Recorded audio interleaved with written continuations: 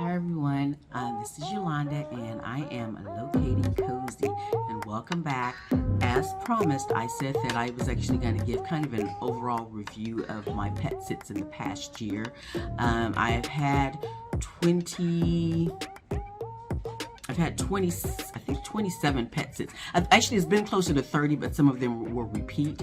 So, and some of them, of course, was more than one dog. I've done one dog. I've done, I think the most I've done as far as caring for dogs at the same time was maybe 3. I think I was it was 3 dogs at one time.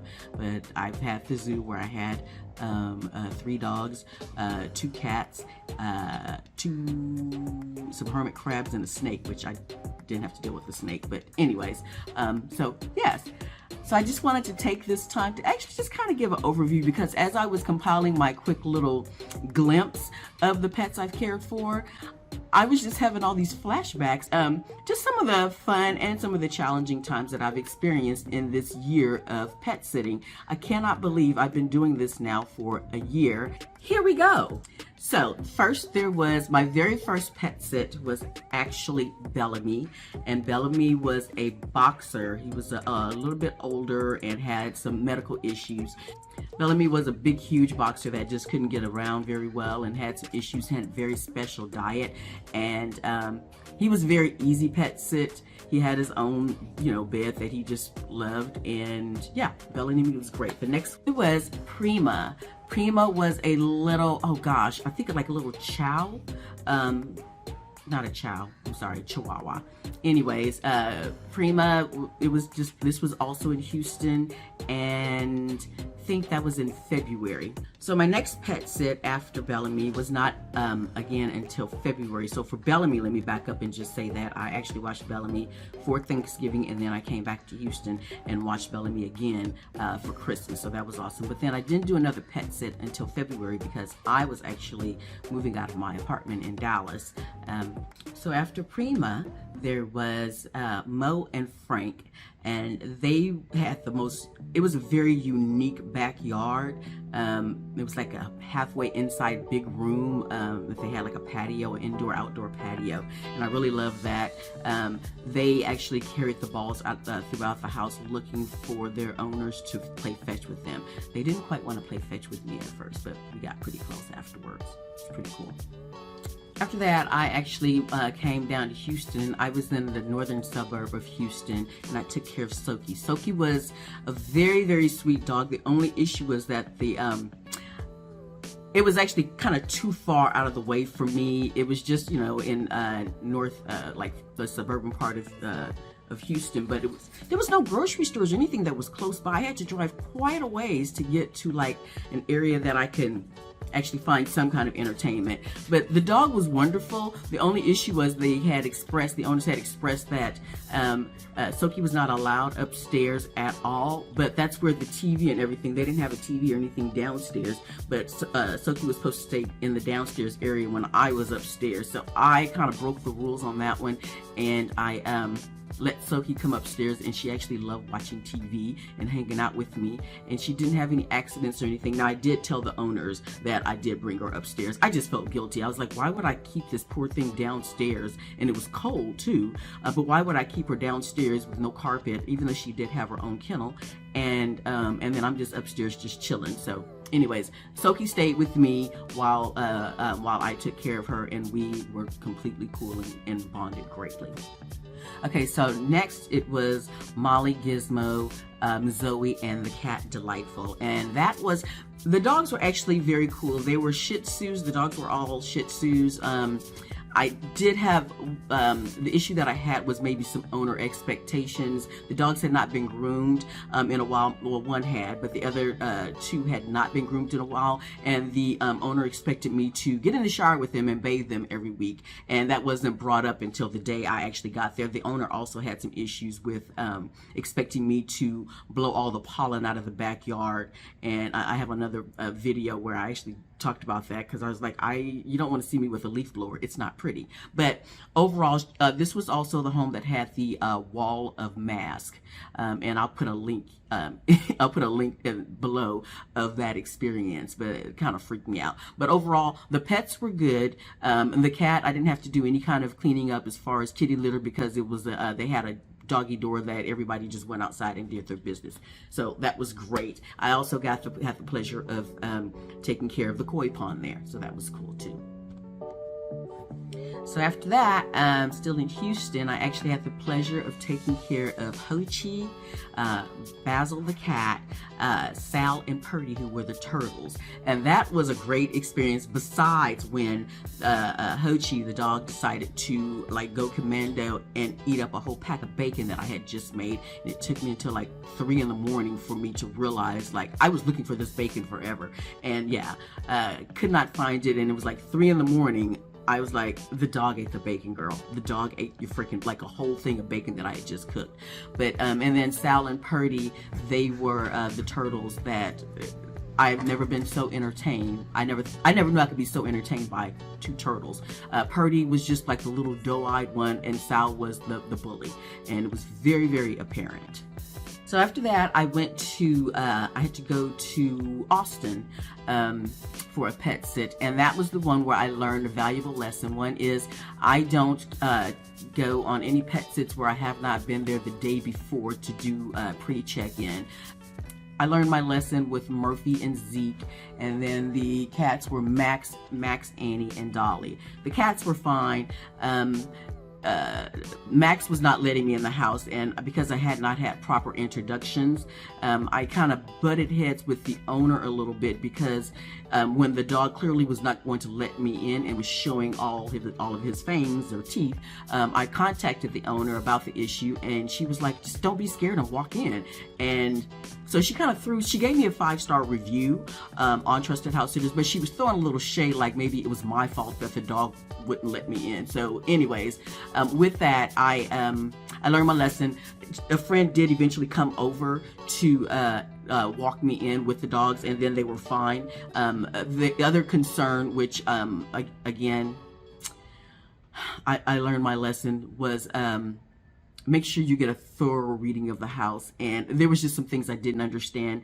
And the back bedroom was for all 5 pets, and it smelled like it. So yeah, learned my lesson. Have never made that mistake again, and knock on wood. Okay. But yeah, they were also, once I got in, and once we kind of got on the good vibe, everything was fine. The dogs were great. They're great guard dogs, and the cats were really cool. And there's always one shy one in the bunch, and I think that was Annie. I think Anna. And yeah, she didn't come out for like, I think 3 days. But yeah, everything was great. So Cooper, Ding, and In Hao, and I know I'm saying that wrong, but Cooper was the dog, and then Ding was was one of the cats. Ning Hao never came out. Ning Hai, I think I saw in passing, like very briefly, that cat stayed hidden, and they told me that he would. But Ding was very, very cool, and Cooper was just a sweetheart, very old, elderly dog. But we took him. I took him downstairs. That was actually just a 24-hour pet sit, because I was anticipating a longer pet sit when I was coming back from Spain in June. So, but yeah, that was a beautiful view, this gorgeous high-rise in downtown Dallas. Yeah, it was great. A 24-hour pet sit, I did it. I will never do 3 pet sits within like 3 or 4 days again. That was too much, especially all in different cities, but lesson learned. That was my very beginning, when I was just trying to get as many reviews and do a good job also. So next, I had the pleasure of taking care of Jack. He was like a beagle mix, and he was just the coolest dog.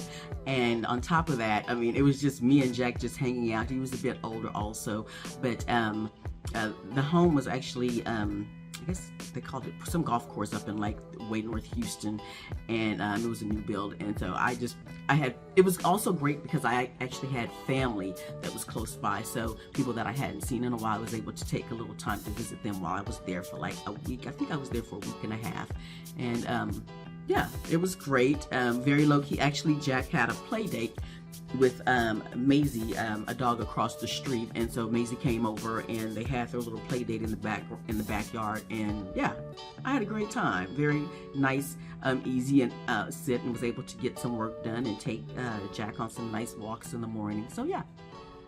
So after my last pet sit with Jack, I didn't do any more pet sits because I was off in Spain. So I actually didn't have another pet sit until later in April when I went to Morocco. I went to Morocco, well, because I actually had a plane ticket already for an event that was supposed to be going on there with a bunch of women of color that were just inspiring to each other, and I ended up not being able to go. So then I just went online to Trusted Housesitters to see, can I find a pet sit in Morocco, since I already have a ticket to Morocco.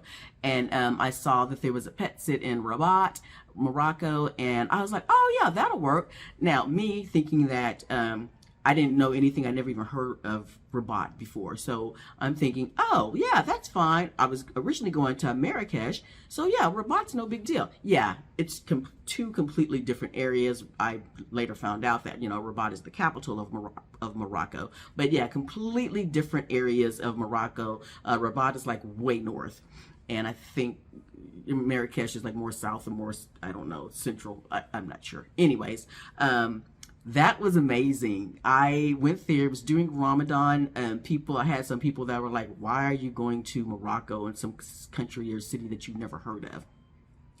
And because I can. Why not? It's like, I think I had to pay an exchange fee of, I think it was like $25 to change the ticket from Marrakech to Rabat.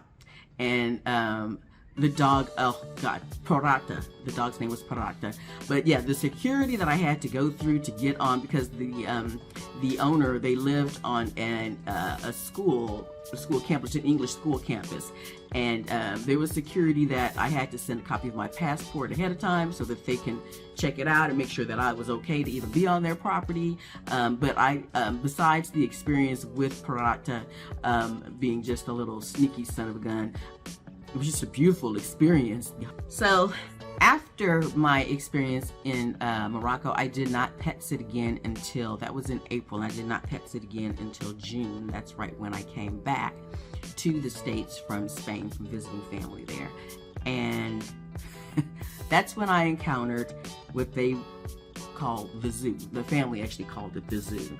And that was the 3 dogs and 2 cats, and the hermit crabs and the snake. Again, I didn't have to deal with the snake at all. They fed the snake before they left and had it secured and confirmed that the snake was secured and wouldn't be making its way out. And it was a little bitty snake. It wasn't a huge snake, unlike what one of my family members has in California. She has a huge snake. But the experience was good. The home was nice. It was not far from, if anybody knows, in the Dallas area, not far from, close to Bishop's Arch in Dallas. And so I was able to go out, like every couple of days and really, just go grab something to eat, go enjoy some music. It was great. The issue was the little rascal Ranger, who was this big, I think, was it a golden doodle? Yeah, I think it was a golden doodle. That dog caused me the blues. He was very jealous, did not like the other dogs he didn't want me showing attention to the other pets at all. It was just, he just wanted all the attention. And then also he locked me out of the house. I think I have a video up about that one. But yeah, Ranger locked me out of the house. There was like a level lock, and he was trying to get back out when I walked outside, out in the backyard. And he locked the top lock by accident, and it took me a good 30 minutes and yelling over the fence to the neighbor that didn't know me from squat for them to actually get in and let me back in from the backyard. I could not get out of that backyard.